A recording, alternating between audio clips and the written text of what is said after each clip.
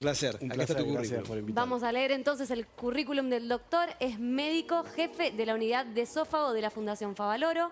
Completó su entrenamiento como cirujano en el Hospital Pirovano y se instaló en Pittsburgh, Estados Unidos, para desarrollar un postdoctorado en investigación en cirugía en el University of Pittsburgh Medical Center.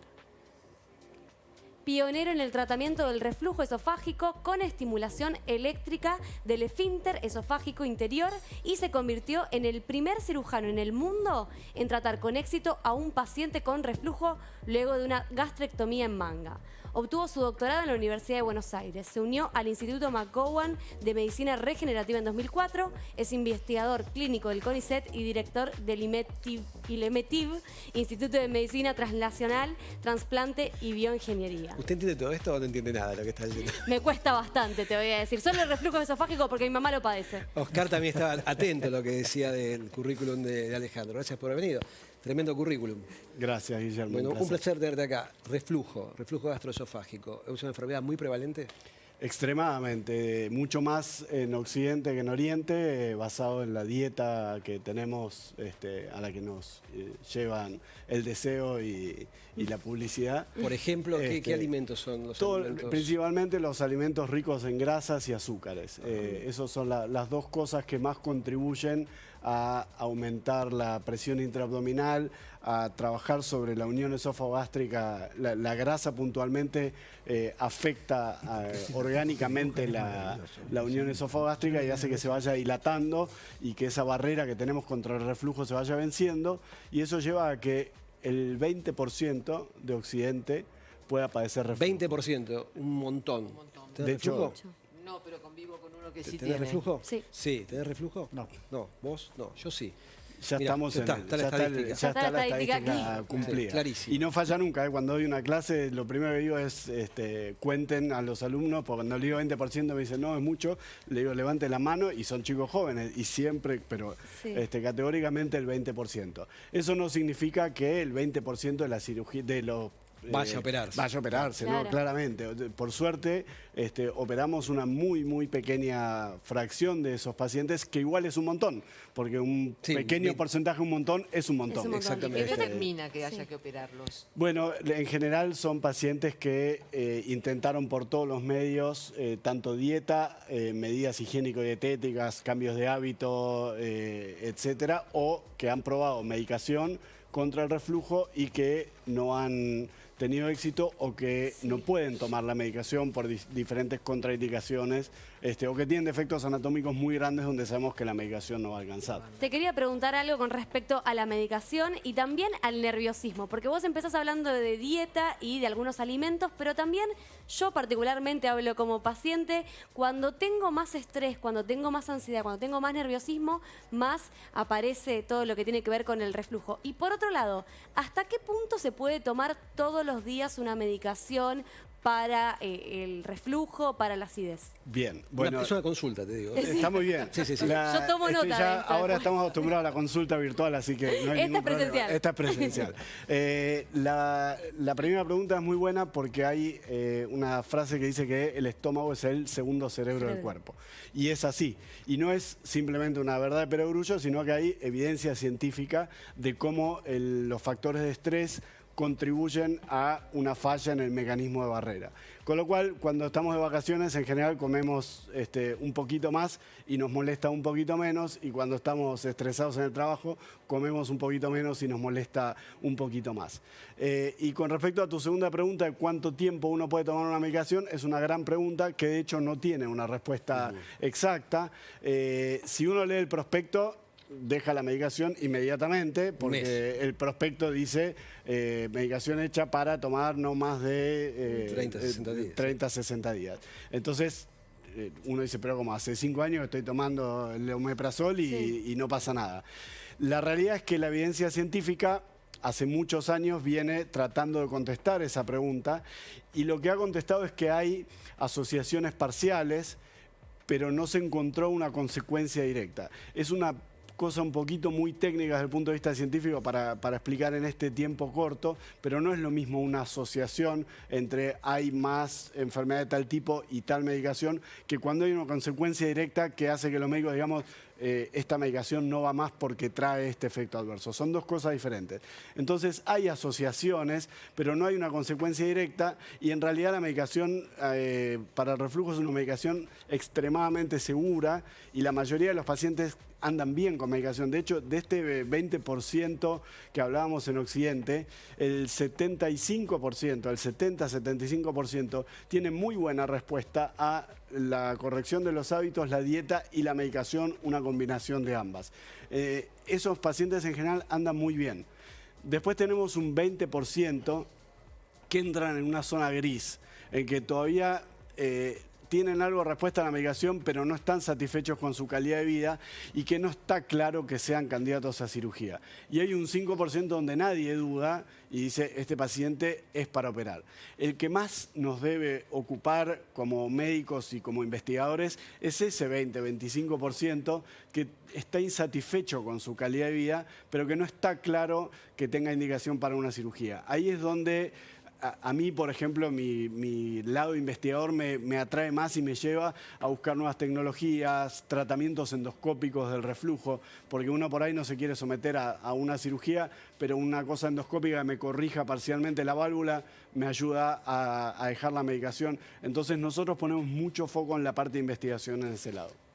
Estos medicamentos antirreflujo, los parasoles, ¿generan tolerancia? O sea, que uno tiene que volver a tomar más cantidad de miligramaje para lograr el mismo efecto, el paraíso perdido. Muy buena pregunta. No sé si es porque estudiaste o porque tenés reflujo, como dijiste, pero sí, generan tolerancia, Guillermo. La realidad es que más que la tolerancia a la medicación, la enfermedad por reflujo es una enfermedad progresiva. Porque esto que te digo de los hábitos, de la grasa, la hernia hiatal, que es una de las causas más importantes de la enfermedad por reflujo, tiende a agrandarse con el tiempo porque los tejidos se debilitan. Así como la piel se nos debilita, los tejidos internos también. Y cuando esas hernias se hacen un poco más grandes, aún bloquear el ácido no alcanza. Entonces uno se encuentra que antes tomaba omeprazol de vez en cuando, después lo tomo día por medio, después lo tomo todos los días, ahora tengo que tomar a la mañana y a la noche y así sucesivamente. O sea que es progresivo. ¿Cuándo es preciso, Alejandro, hacerse una endoscopía? Muy buena pregunta y va con lo que decía Jorge de la prevención. Hay un poco un umbral bajo en nosotros para indicar una endoscopía y en general un umbral muy alto para los pacientes con ganas de ir a hacerse una endoscopía. La colonoscopía es como que está más internalizada porque hay mucho más comunicación alrededor de la prevención del cáncer de colon, entonces la gente es como que sabe que después de los 50, ojo que ahora es después de los 45, le toca la colonoscopía. En cambio la endoscopía es como que uno es más reticente para que me vaya a hacer una endoscopía y los médicos en general no lo tienen tan claro, los médicos que no hacen reflujo puntualmente. Nosotros tenemos un umbral bajo porque la detección temprana de las complicaciones del reflujo salva un montón de vidas, porque previene otras enfermedades. Entonces nosotros cuando vemos que un paciente está con reflujo y que la medicación ya la tiene que prolongar más allá de un mes porque le vuelven los síntomas, ese paciente tiene que hacerse una endoscopia. Quería preguntarle a Oscar con respecto a la situación de obesidad y reflujo, y si con la cirugía, con el bypass gástrico, se resuelve el reflujo o no. Sí. El reflujo y la obesidad son dos enfermedades que están muy asociadas. Yo te diría que hay un porcentaje altísimo de pacientes con obesidad que tienen reflujo esofágico, que tienen hernia de hiato. Y sí, es muy importante la técnica quirúrgica que uno usa para tratar a ese paciente. El bypass gástrico resuelve por completo el reflujo gastroesofágico. Evita absolutamente el reflujo gastroesofágico.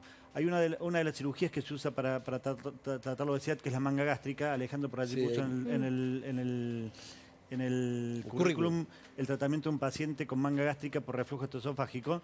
La manga produce lo que se llama reflujo de novo, es decir, el paciente que no lo tiene lo genera. Y en el paciente que tiene reflujo lo empeora, y lo empeora significativamente. Bien. Un paciente con reflujo no se debe hacer una manga, de ninguna manera. Esa es por lo menos nuestra indicación de cirugía, sí un bypass gástrico. Bien.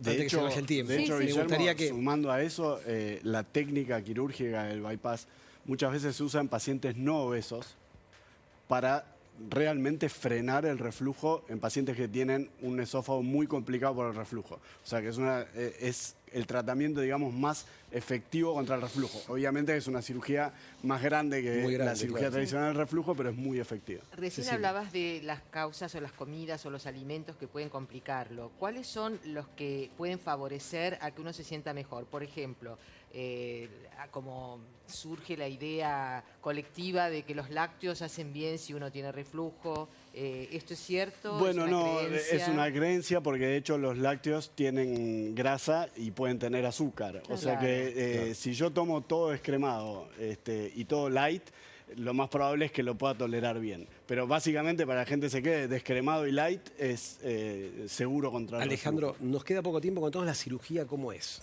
La cirugía, te cuento una que es la más común, que es la cirugía de Nissen o funduplicatura, que lo que hace es corregir esta hernia de hiato que te decía, donde el estómago se quiso ir para el tórax, nosotros lo bajamos de nuevo al abdomen y hacemos una bufanda con el mismo estómago alrededor del esófago que funciona como un tintero involcable. Me queda poco tiempo para seguir usando este ejemplo porque ya los jóvenes no entienden lo del tintero involcable, pero básicamente es ese efecto donde el esófago queda dentro de la bufanda del estómago y cuando uno se vuelca, el líquido pasa por el costado y no se va por el esófago. ¿Es laparoscópica la cirugía? Se hace mini-invasiva con 4 o 5 cortes de 1 centímetro y un solo día de internación. Cortito, quiero preguntarte algo, nos estamos quedando sin tiempo, pero es necesaria la aclaración. Después del caso de Débora Pérez Volpin, hay mucha gente que le tiene temor a hacerse una endoscopía. ¿Es seguro hacerse una endoscopía? ¿Hay riesgo de vida? Está muy bien que lo hayas traído. Hemos hablado en un montón de programas cuando fue ese hecho tan desafortunado, pero creo que es absolutamente excepcional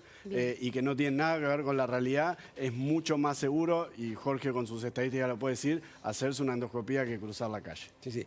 Dentro de esta cirugía, ¿cuál es el índice, la tasa de éxito que tiene la cirugía de Nissen? En el corto plazo es muy alto, es de 95%, básicamente todos los pacientes inicialmente andan bien.